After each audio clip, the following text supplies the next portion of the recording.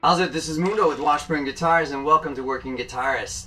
So hey, today we're gonna focus on what we can get out of our guitar. We're gonna manipulate this thing and get a bunch of different tones, and hopefully give you some options and different ways to capture your sound, so you don't always have to use the EQ knobs on your amp.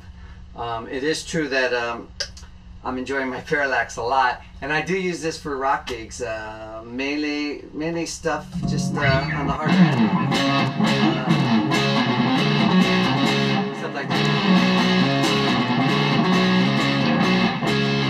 Anyway, that's a lot of what I do, but at the same time, I've been able to actually take this guitar and use it for some country sounds and even some jazz sounds. So how do I do that? Let's talk about it. Let's talk about strings. Short and simple, the heavier the string, the heavier the sound. Stevie Ray had a glorious tone, right? And he on average used 13 gauge. I use 10s. I will go up to 11s in the studio, but for 10s, my hand endurance can handle 10s for a whole night of the gig. How about picks? On any gig, I'll take a bunch of picks. I love this guy for all my rock stuff, but I'll use a floppy pick. I'll use a 2mm pick. I think this is 73. I got another lime greeny guy. I use them all. I use the point side. I use the side of it.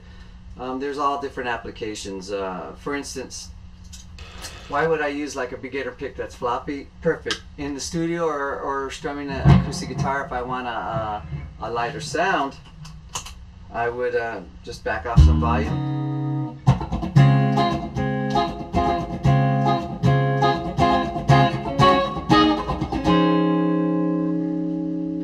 That's nice. A lot of applications for that. So experiment. Use a bunch. Hey, what about your hands? You ever just drop your pick on the floor when you play in a gig?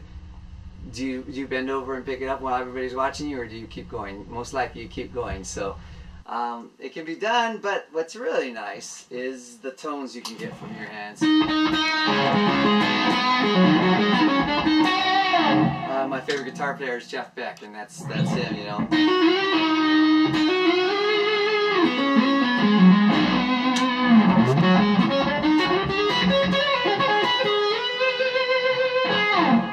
Very cool using your hands. I do it all the time. Until next time, I'll see you on the next Working Guitarist. This is Mundo. Aloha.